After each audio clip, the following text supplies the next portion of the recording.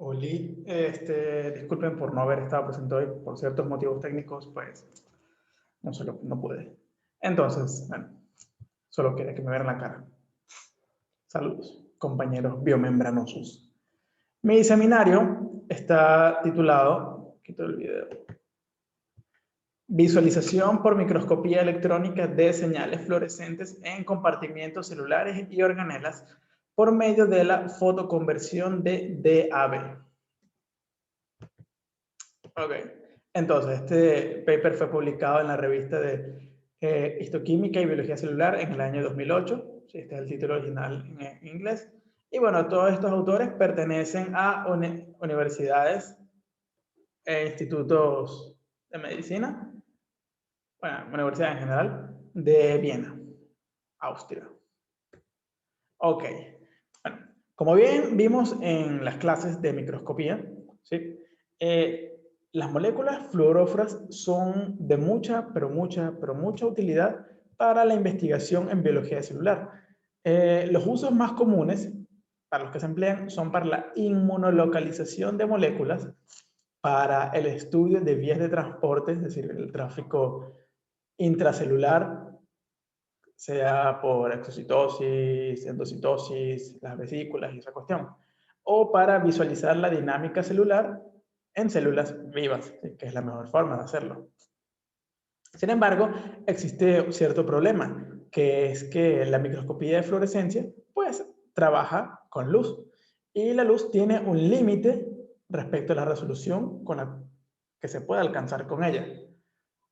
Por lo tanto, para alcanzar mayor resolución es necesario utilizar el microscopio electrónico.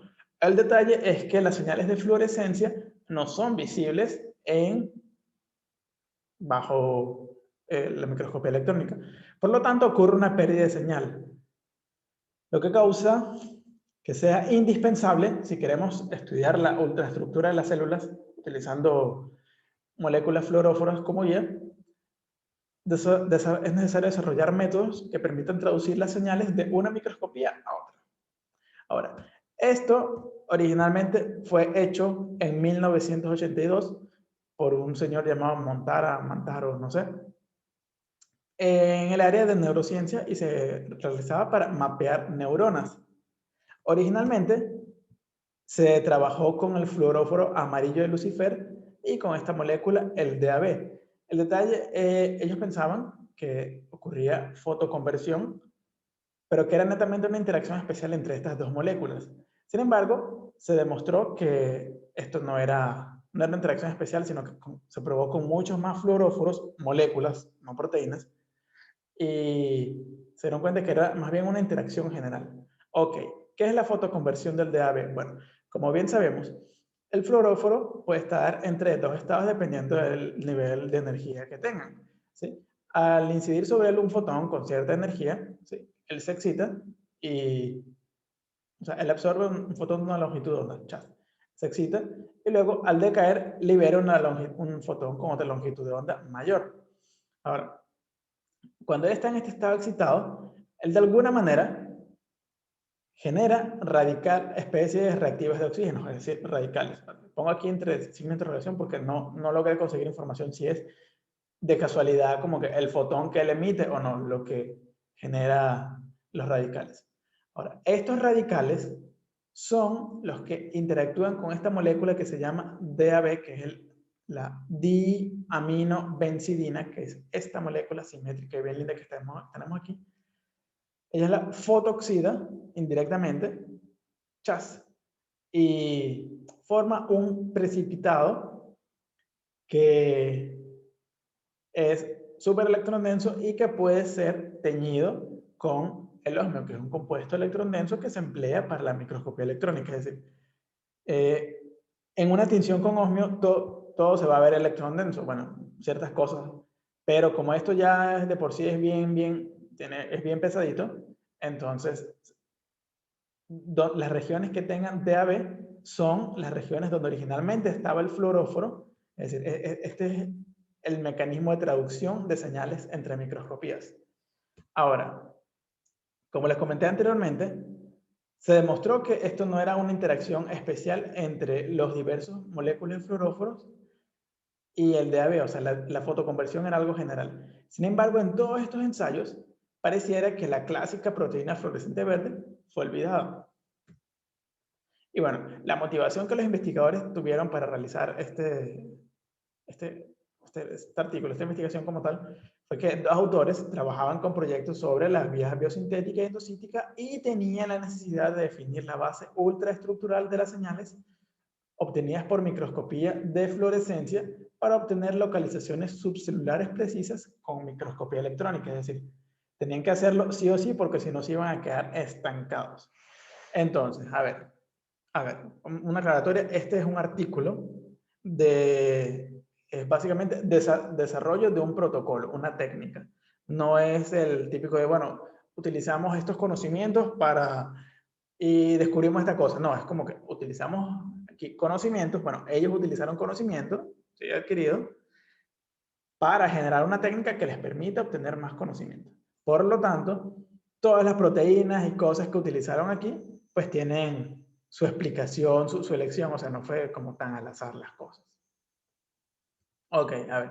La versión resumida de la metodología, ¿sí?, es que, uno, crearon varias líneas celulares que tenían diversos constructos con proteínas fluorescentes verdes. Utilizaron estas 5 líneas celulares, estas son sus abreviaciones, y cada una pues tenían estos constructos de proteína fluorescente verde. La proteína de interés, que en este caso se llama G84, que es una proteína del aparato, está en el aparato de Golgi, ¿sí?, que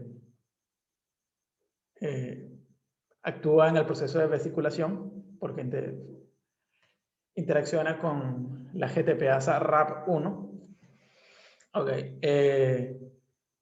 una proteína que está en el lumen, bueno, en la luz del retículo endoplasmático, es una chaperona molecular que es la PDA Protein Disulfide Isomerase, que bueno, ella lo que hace es que se pleguen bien las moléculas alterando los patrones de los puentes de sulfuro, unida a proteína fluorescente verde. Y bueno, esta otra es una célula de ovario de hámster chino que tiene una deleción o una mutación, no sé bien, o sea, solamente decía que no la ha expresado, que del receptor LDL, que es decir, que es el que captura un receptor de superficie, que capturan a las lipoproteínas de baja densidad, ¿sí?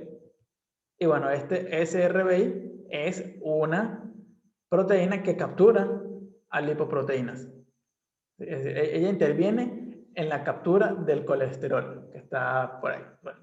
Y también está unido a la proteína fluorescente verde.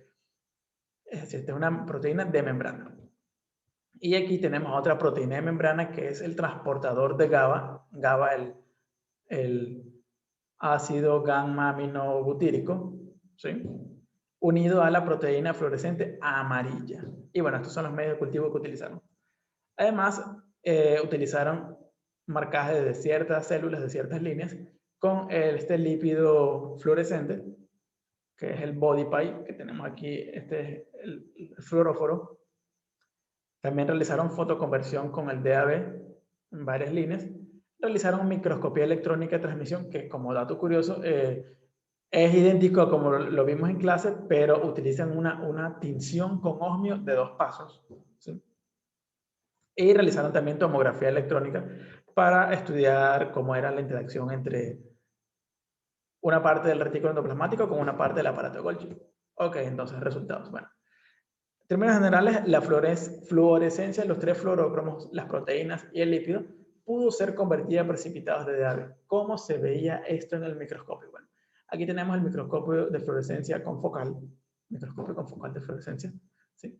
Cuando ellos irradiaban una zona, que es esta que está aquí, vemos que durante bastante tiempo la fluorescencia se apagaba, es decir, se blanqueaban los fluoróforos, y en esa región donde estaban blanqueados los fluoróforos se encontraba una gran cantidad de precipitados de DAB que, al ser teñido con el osmio, eran regiones súper electrodensas, son todos estos punticos negros. Puntico negro que veamos en todas estas micrografías es que ahí había un fluoróforo.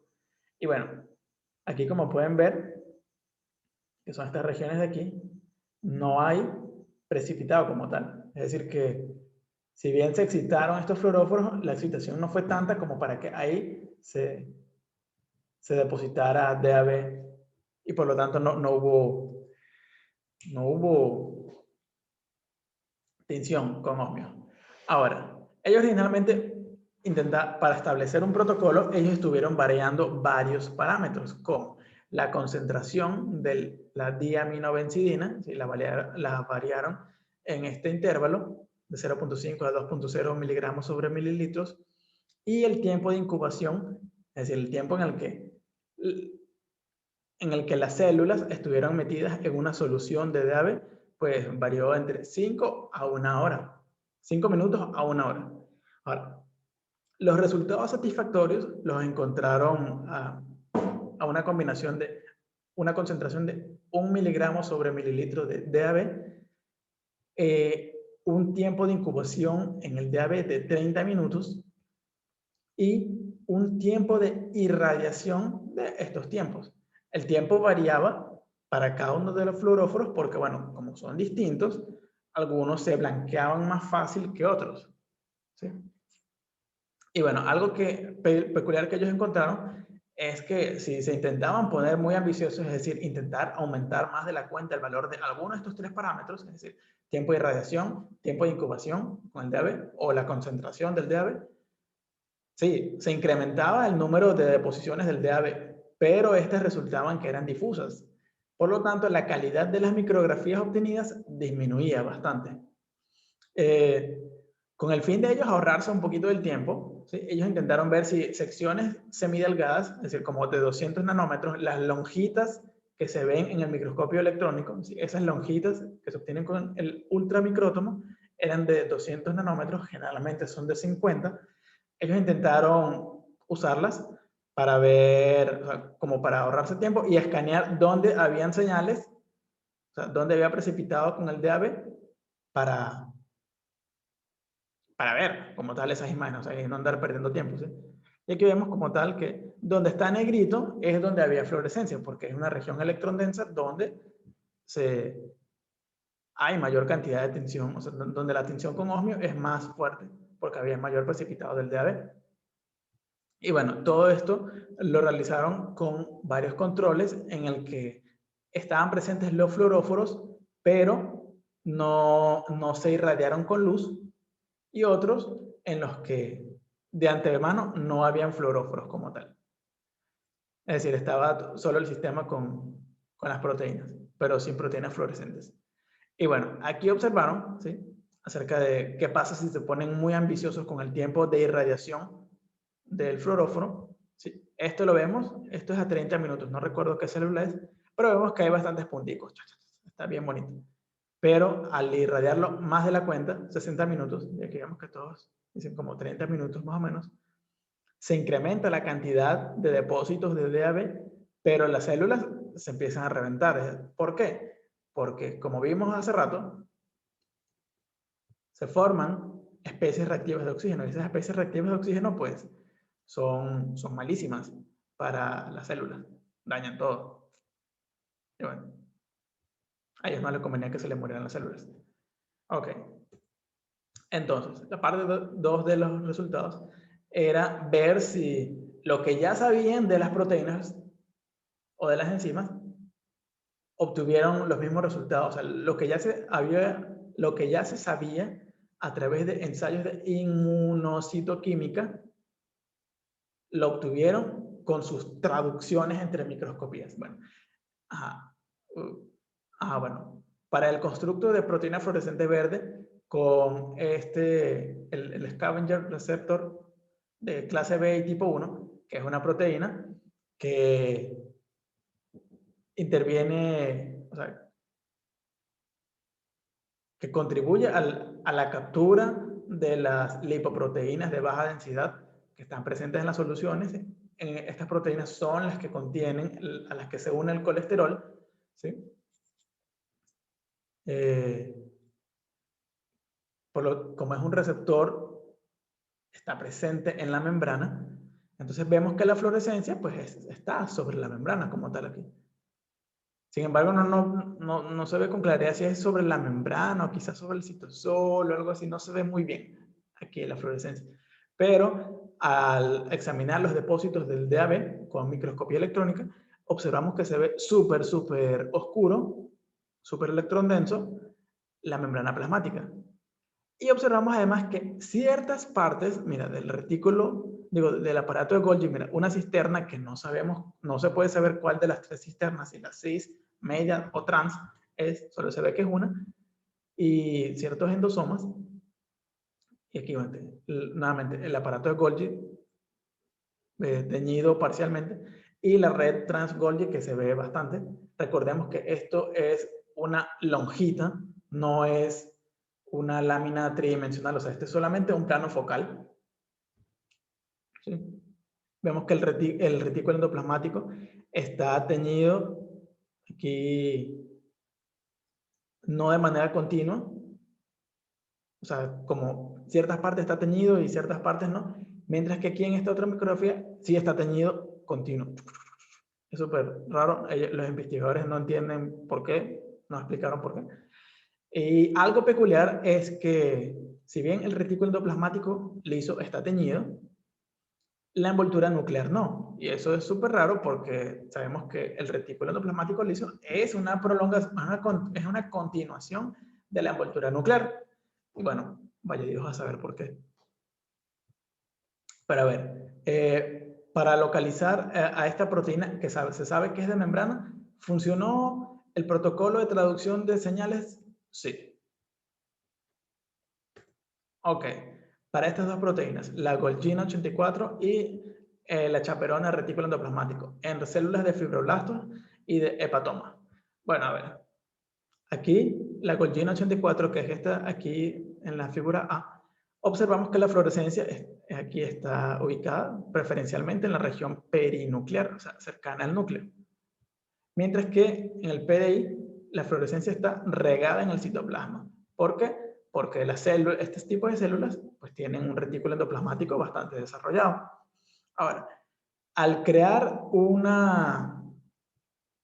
al coexpresar estos dos constructos en la misma célula, observan que la señal de fluorescencia está distribuida a lo largo de toda la célula, excepto en el núcleo. No se ve muy bien en el núcleo, pero sí se ve súper clarito, súper fluorescente todo.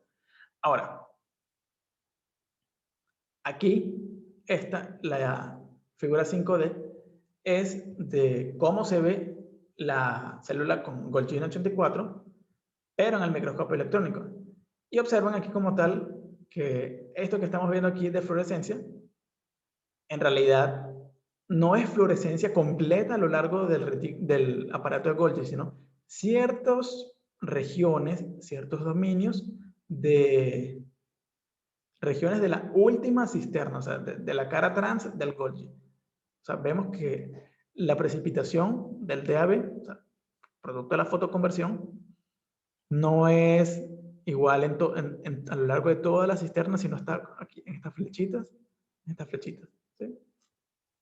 Y aquí en este caso, en esta micrografía, que es esta misma, donde se coexpresaron las dos proteínas, ¿sí?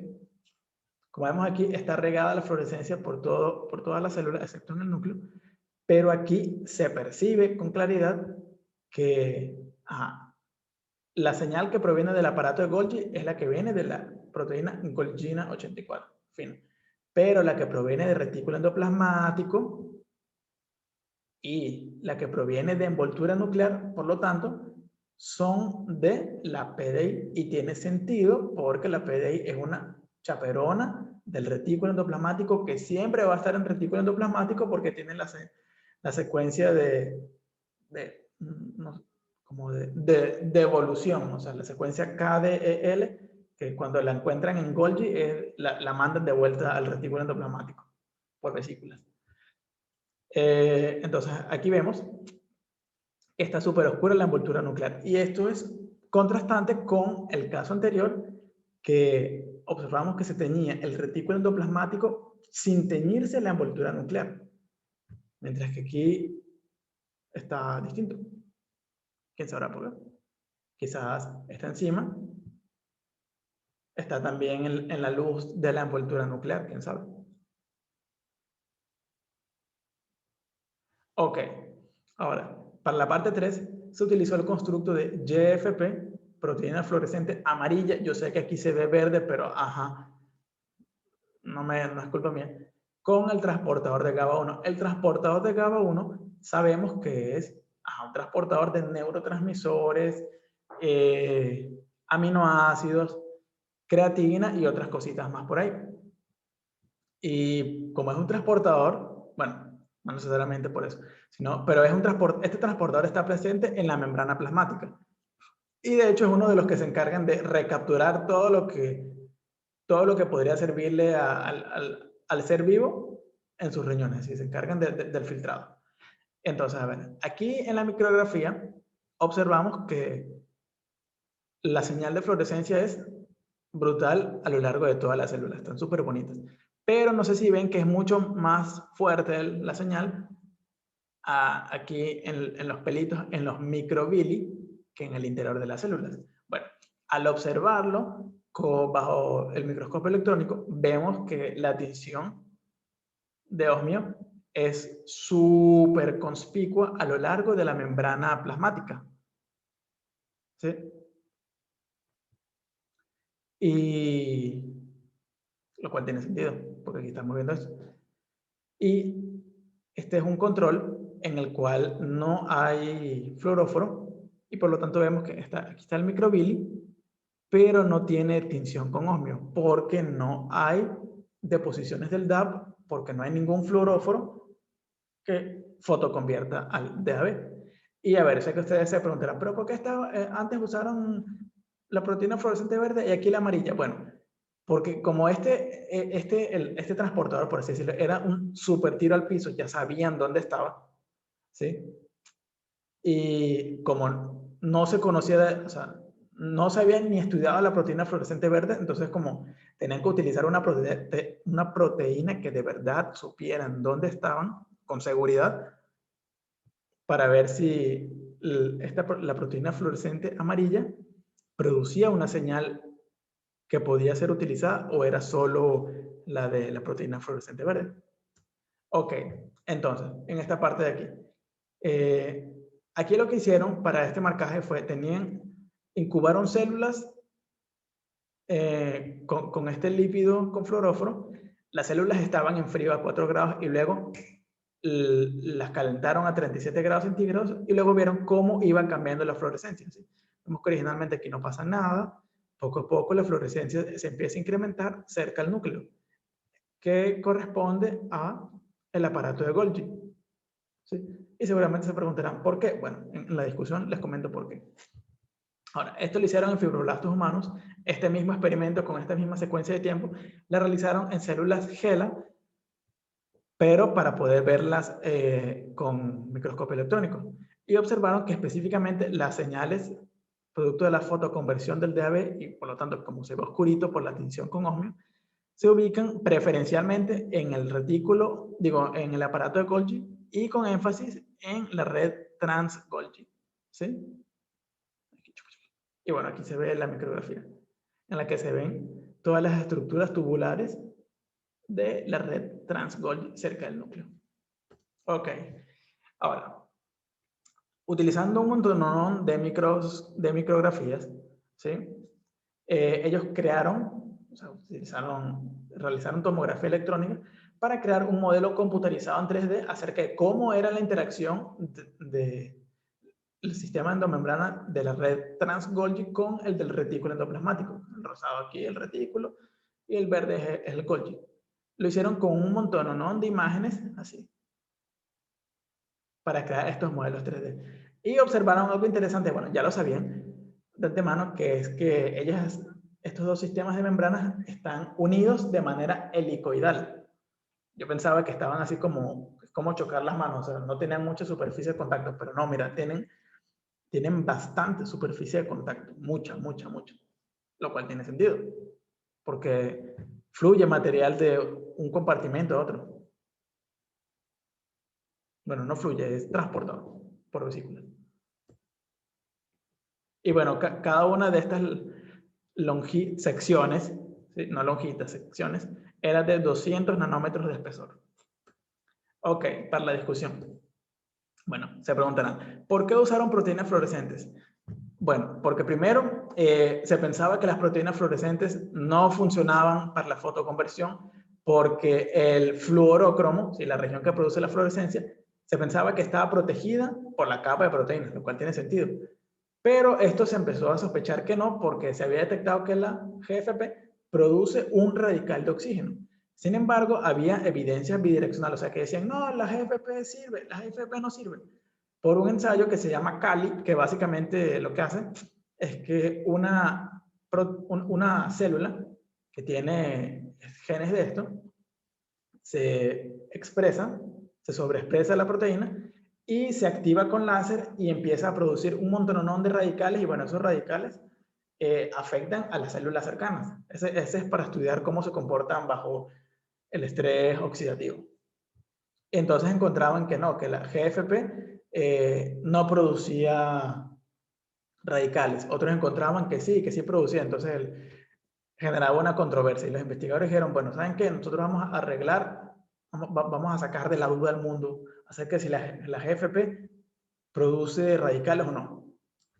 Ahora, para las condiciones de fijación, iluminación y fotoconversión, los investigadores intentaron comparar sus métodos con los de otros, pero se dieron cuenta que no lo iban a lograr porque la forma en que ellos habían hecho las cosas era muy distinta a como otros investigadores y estaba complicado compararlo, ¿sí? Por ejemplo, la transmitancia de los equipos usados, porque o sea, el vídeo que se utiliza para cubreobjetos, portaobjetos, placas de Petri, eso afecta la transmitancia del equipo, o los tipos de cámaras que utilizaron, el tiempo de irradiación de los fluoróforos, era distinto. Ellos hicieron ciertos remix, ¿sí? Como que utilizaron un fijador de Karnofsky modificado, que este es el fijador que se utiliza para que es el que tiene para fijar las muestras para microscopía, que es que tiene los aldehídos, ¿sí? Pero le cambiaron que en vez de tener este ion, este buffer con arsénico, pues ahora tiene un buffer fosfato, y ellos no jugaron mucho con la concentración de oxígeno porque asumieron que como estaban utilizando monocapas de células, pues la relación superficie-volumen era suficientemente alta. Y además, como comenté en la metodología, ellos no quisieron pasarse de lanza, ¿sí? Para intentar obtener la super rendimiento de fotoconversión del DAB, ¿sí? Para evitar que las células se le anduvieran muriendo por el estrés oxidativo, pues iluminaron a los fluoróforos a 3/4 del tiempo que habían estimado que se blanqueaban. Entonces, ¿por qué usaban estas proteínas? Bueno, como les comenté anteriormente, porque ya sabían qué hacían y dónde estaban. ¿Sí? Esa es la mejor forma de salir de dudas de algo. O sea, como utilizar algo que uno conoce para descubrir algo o poner a prueba algo que uno no conoce. Y bueno, aquí están las funciones de todo esto. Como les comenté, este forma parte de las caviolas o sea, caviolas en la membrana plasmática. Pero encontraron que estaba presente en muchos sistemas de endomembrana. Es decir, ellos no esperaban estos resultados extras. Es como que, mira, o sea, vinieron buscando cobre y encontraron oro. Entonces, ¿por qué el lípido fluorescente se acumuló en el trans-Golgi y luego desapareció? Bueno, como ustedes sabrán, la ceramida, ¿sí? Es el esqueleto bajo el cual se construyen varios esfingolípidos, como la esfingomielina. Por lo tanto, este body-picer se convirtió en body-esfingomielina. Esta esfingomielina pudo haber difundido lateralmente a lo largo del retículo, del aparato de Golgi y se opacaba un poquito de la fluorescencia, o porque se iba fuera del plano que se estaba enfocado. Y también que la esfingomielina, como varios lípidos, forman parte de las vesículas que se utilizan, bueno, que son producidas para el proceso de transporte. ¿Sí? Y bueno, conclusiones generales. Bueno, la técnica de fotoconversión del DAB permite obtener nuevos detalles sobre la organización y arquitectura de los compartimientos celulares, es decir, permite ver con mucho más detalle cómo es los sistemas de endomembranas. Además, este artículo como tal proporciona un marco teórico, ¿sí?, para un protocolo base que permite ser usado para traducir señales entre sistemas de microscopía de fluorescencia con microscopía electrónica. Además, las 4 proteínas que utilizaron pueden ser usadas como proteínas objetivo para estudiar ciertos sistemas de endomembranas, con énfasis a pues, las proteínas de especialmente a la región trans del Golgi, o sea, el trans, la cisterna trans, como la red trans, y el retículo endoplasmático, envoltura nuclear, o la membrana plasmática, que bueno, es una membrana, no es una endomembrana. Y este sistema de traducción de señales para microscopía puede permitir estudiar la compleja organización. Bueno, o sea, con esto se permitió estudiar la compleja organización helicoidal de esta unión. Y bueno, esta es la referencia, el artículo. Y esto es por si quieren ver más acerca de cómo fue la versión larga de los materiales y métodos, que bueno, es medio aburrido. Aquí. Y fin, muchachos. Gracias.